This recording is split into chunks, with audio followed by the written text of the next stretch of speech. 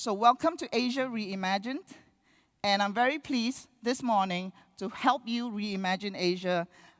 My first panelist, Louise, Daley, Deputy CEO, Asia Pacific AccorHotels; Fritz, Demopoulos, founder, Queens Road Capital; Timothy Hughes, Vice President, Business Development, Agoda.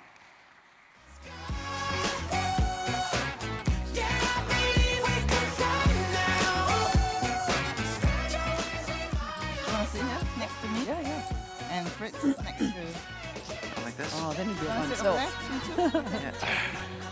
That's very balanced, like yin and yang. Yin and yang. You know, like in Asia, we love yin and yang. Actually, one of the boys should sit here. Think that's right? You should sit here. Otherwise, it up? it's not. Okay. Yeah. See, Okay. this is It's not this quite is yin and Asia. yang. It's very collaborative. It takes 10 minutes to sit down and get the meeting started. No, like, because we have the Australian side here. I think, Louise, you have absolutely just disrupted our seating arrangement, which was pre-planned, but never mind. It's okay. We're going to go with it. So welcome to Amsterdam, and thank you for taking part in this first with Europe as part of Phocuswright Europe. So together, we probably have like nearly 50 years of experience in Asia. They are not that old, but you know the amount of time they've spent in Asia, incredible. So collective knowledge on this sofa. So I'm going to begin with you, Louise, because AccorHotels is being seen as the most interesting hotel company right now, making lots of acquisitions. Even today, I got another piece of news that you bought something else, you know. What do you think is the most interesting acquisition that you've made that you think will fly better in Asia than in here? Well, for a hotel company, there's probably two ways to look at it. So the largest acquisition that we made in the last 12 months, obviously, is Fairmont Raffles Hotels. And what that has done for us in Asia, on two fronts. One on the consumer front, which is very much pushing into luxury, which we were not a key player before. So that has changed the consumer expectation of Accor. But also, on the other side, it has opened up a world of development opportunities for us as well. So we play on two sides. So one is the owner relationship, because we don't really own the hotels. We manage and franchise. So we have had an increase in the acquisition of Fairmont will allow you to play better in the luxury segment in Asia.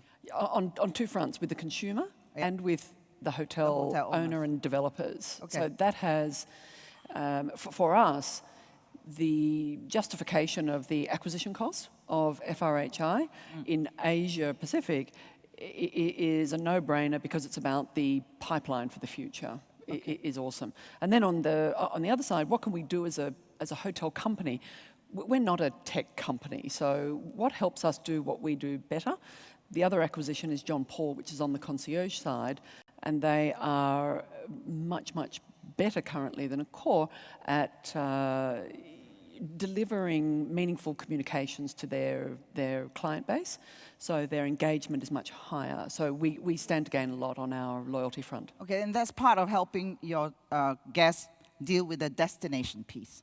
Well, it's a destination piece. It's communicating along the hotel portfolio as well, and in destination. So concierge today is very much about destination, but what we want is an improvement in the engagement with our clients. So the science behind improved engagement with clients and consumers. Thank you. So Timothy, we heard yesterday, Booking.com, 1.4 million room nights a day. What do you do in Agoda? What do I do? Yeah. Stare up a booking and get scared. No. How many room nights do you do a day? We don't break out the number of bookings that we do, but Agoda is at scale. You know, we do tens of thousands of transactions a day. On our own right, we have a claim to being global and to be claimed to be at scale. But we also, like the rest of the market, look in awe at the power of Booking.com. But in some markets in Asia, like Booking.com is doing much better than Agoda. And even though Asia is your home market, what do you think Booking.com is doing right? Booking.com execute flawlessly, it appears. And you heard from Peter yesterday, and those who saw his presentation. Their obsession with experimentation has built the best booking product on the planet. And as a younger brother or younger sister of that company, we aspire to work and execute as well as they do. But thankfully, we've also found our own spaces. We found a home in different markets in Asia. We've got a different product. We work in the merchant model rather than the agency model.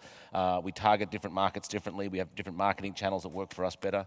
So we've found a definite space to be in the Priceline group around the Booking.com family, but they are incredibly powerful and great company. All right. So, Fritz, you really were one of the pioneers in meta search. You co-founded China, and then sold to Baidu, right? And yesterday at this conference, we heard from, I think it was Yeoh of Fast Booking, when he talked about meta search, and he said that definitely Google was going to become the biggest meta search company in the world, and the days of TripAdvisor are over. Do you think that is going to be the same in Asia? Do you think that's going to be playing out in Asia the same way? I think that's a great question. I think on one hand, unlike Europe and North America, where we have relatively stable markets and generally high income countries, we see within the Asia Pacific region, we have a much wider array of types of populations, even within mainland China, which is generally my expertise. We have Shenzhen has a higher GDP per capita than the United States does.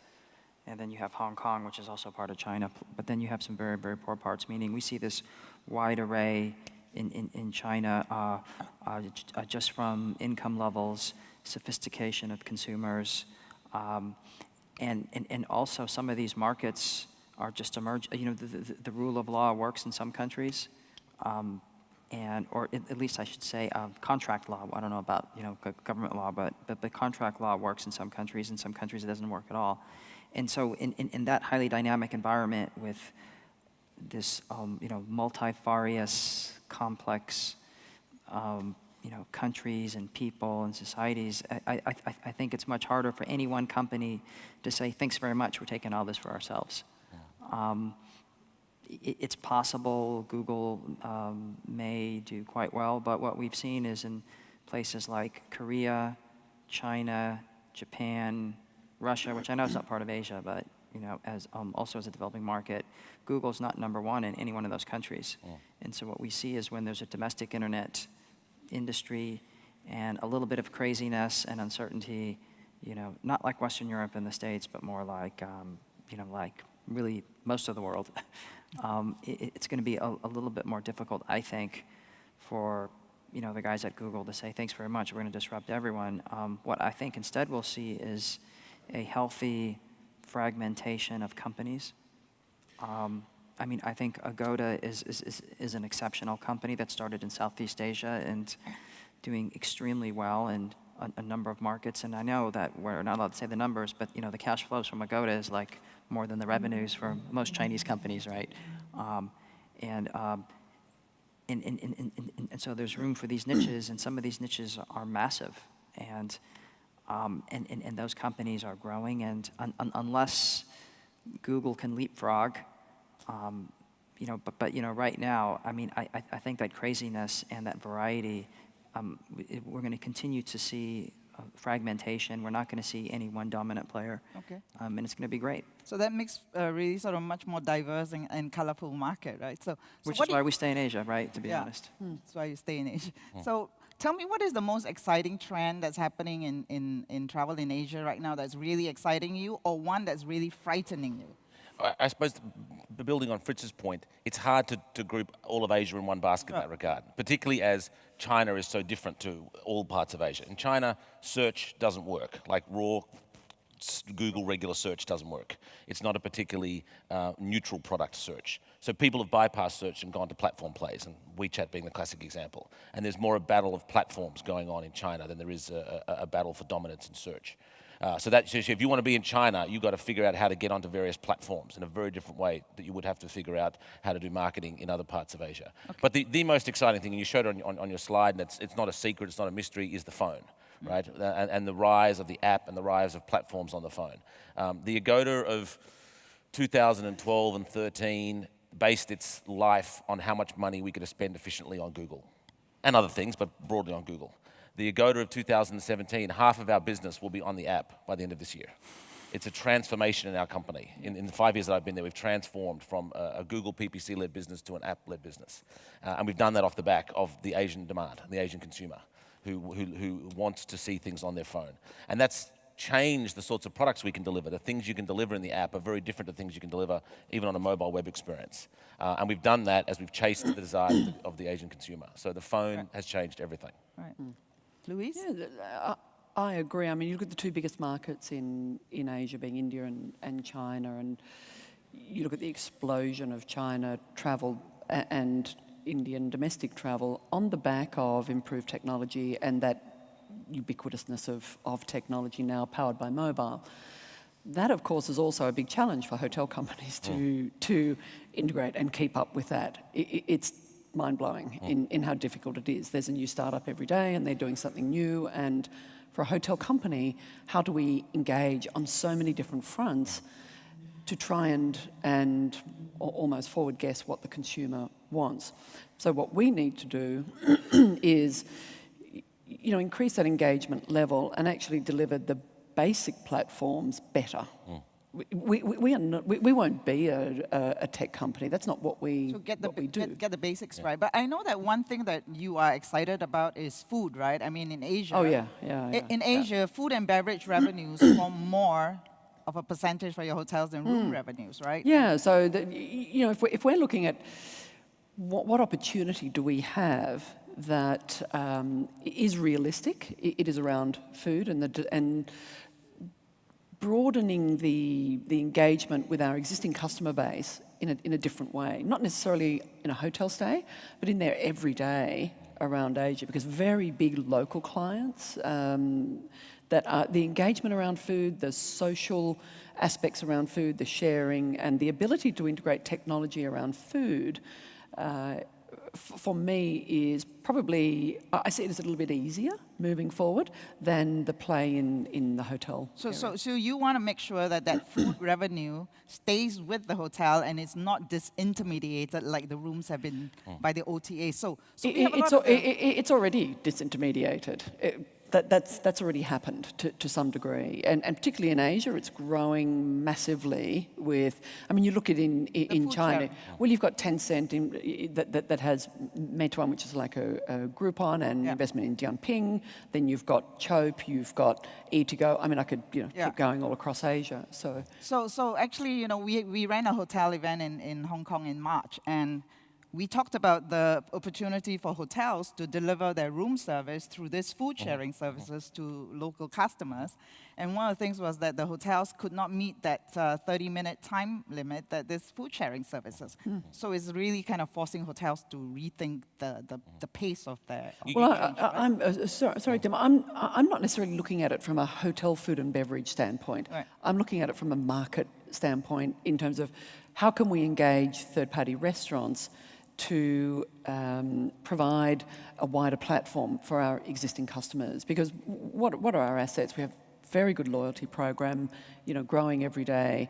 We're actually very good at procurement.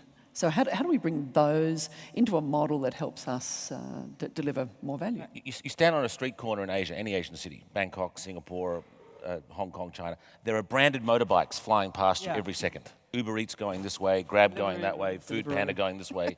Every second startup has a branded motorbike zipping around Asia, delivering something to you. And consumers are getting ready to demand everything and anything delivered on a motorbike in Asia. Yeah, so that customer behavior, I mean, it's raised expectations of travelers too, right? Would you say, Fritz, what do you think is the most exciting trend happening for you from looking at China?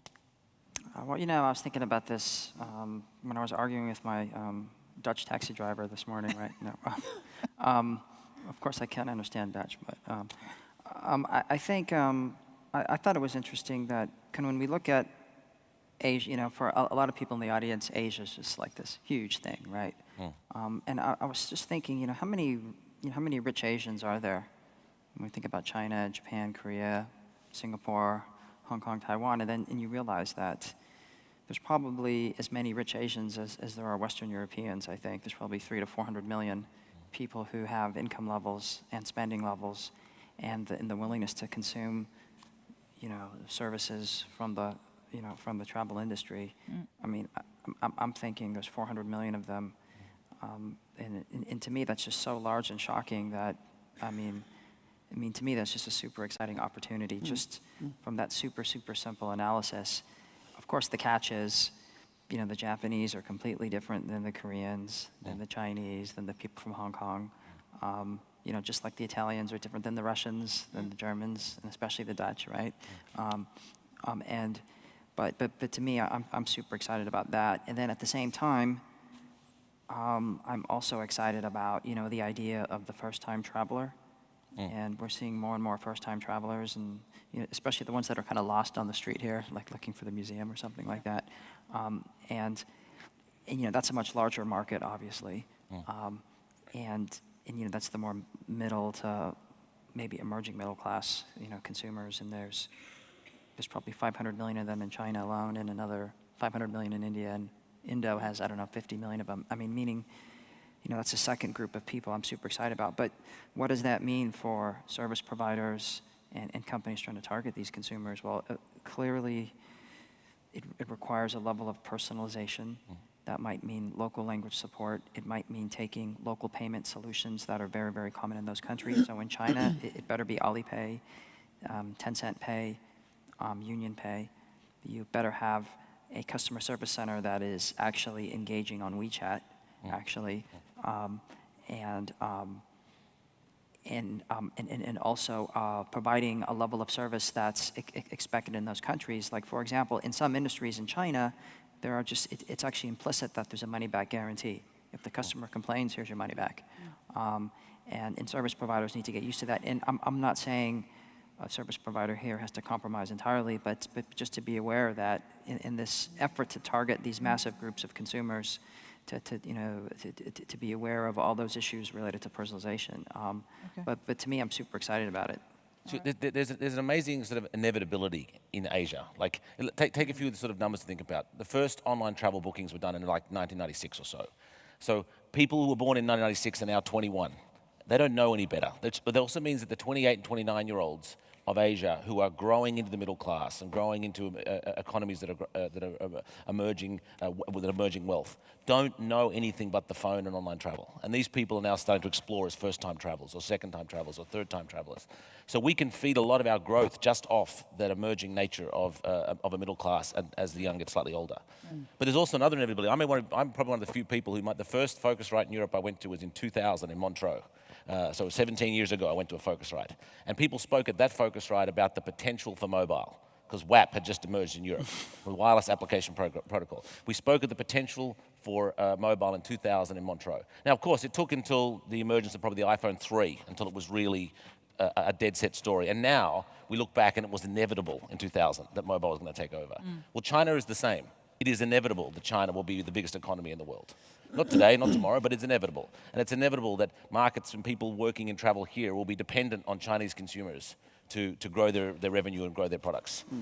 Which has pros and Which has pros and cons. Of course, there are pros and right? cons. I'm not saying it's all a good story, but we all, even though it was as far away in Amsterdam, need to be thinking about what our world looks like in a market where it's inevitable that the Chinese economy is the largest economy on the planet. So if it's inevitable, that means everybody should want a part of it. And I'm going to breeze through the last question. I mean, the last few questions, and you're going to give like really straight one-word answers, So given that it's inevitable, so hypothesis, if I wanted to start launch a startup in Asia now, I'm going to ask Tim and Fritz that question. What space should it be in? Where should I base it? And who should I hire if I'm not going to run it myself? Wait, the space, What space? The space, I would choose something in the app and mobile space. And in particular, I would look at experimentation and optimization of conversion on the app. I think the app, we've developed a lot of amazing tools for the app, but we haven't yet everybody cracked the same sort of experimentation architecture that is available on the web. So a startup that was able to get inside the app and give us data and conversion optimization and experimentation architecture in the app would be a massively powerful tool. Okay, and where should I base it? Well, you got to be somewhere near China. But that doesn't mean you have to be in China. Taiwan is a very vibrant market. But to tell you the truth, if I was to launch a startup today, I'd launch it in Israel. The talent coming out of Israel is so amazing. Okay. And the quality of the engineers It's coming kind out of of part of Israel is Asia. incredibly powerful. But proximity-wise, you should be somewhere near in China. Okay. Yeah.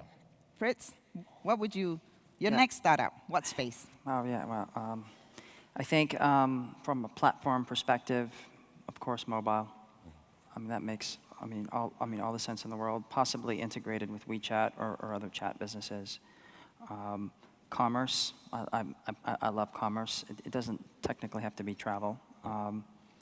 And where is it going to be? It's got to be either in Shenzhen or Beijing. Those are the two major tech centers. And to be honest, in the world, they're in the top 5, and within Asia, they're 1 and 2 for sure. Okay. And maybe Shenzhen wins because it has better weather. Yeah, And you can breathe. the things that are happening in Shenzhen are just incredible. So Louise, the question that I would ask you is, if I were a European travel brand right now and I want to scale in Asia, I want to plug into this intra-Asia effect, what's the first thing that I should do? Partner, I think. Pardon? Partner. Partner? Yeah, Okay. I mean, in order to understand what's happening, I think the ones that are there are going to move much faster. But people that are there are going to move faster. It's actually a very complex environment. China, particularly, China is very different to Korea and Japan, as Tim and So the first thing you should do is partner. What's the first thing you should not do? you shouldn't assume that the behaviours are going to be exactly the same as what you've seen elsewhere. I mean, that's just very basic, but it's a mistake repeated over and over again. All right, so the coolest new product or concept that you've seen in travel in Asia lately, name one.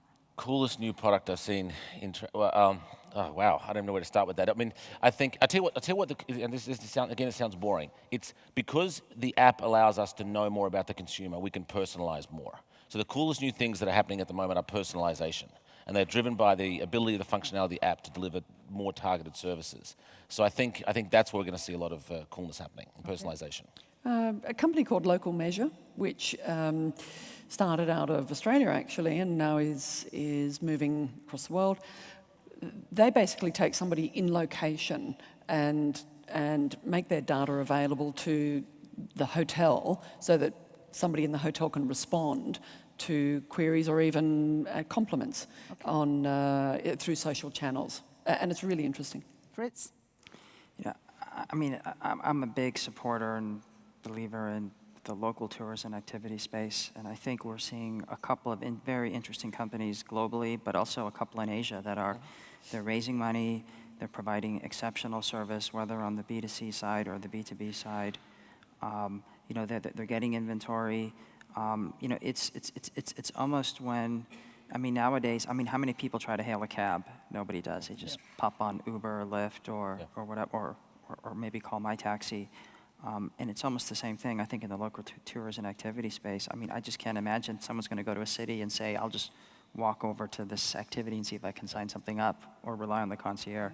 Everything is going to be, and I think there's a few very interesting companies. Some are presenting at this conference, and I'm just super excited about that space. And then in utilizing some of the personalization tools that Tim was just touching upon, I think that's going to be a key part of figuring out, why does consumer A like this and consumer B doesn't, and pushing different deals and offers. I agree with Fritz. That's quite interesting. If you look at certain parts of the travel sector, you look at meta-search, where some of the biggest deals in meta-search are multi-billion-dollar deals. The Kayak deal, Momondo deals, Skyscanner, multi-billion-dollar deals. OTA space, multi-billion-dollar deals. Orbitz was bought for billions. Travelocity bought for billions. The biggest deal in tours and activities was Viator bought for $200 million by TripAdvisor. It just drops away.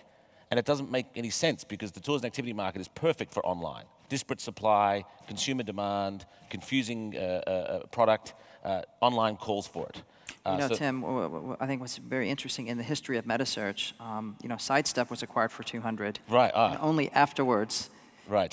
Things took off, and so maybe that was a tipping point. I think that's right. So they were definitely at a tipping point for tours and activities. I agree. Okay, so you said about Agoda. Agoda's bought 3 companies, but they're mainly tech acquisitions, to help you become a better company. So all things being equal, if you had like unlimited budget, and there was one travel company you wanted to buy in Asia, what would it be?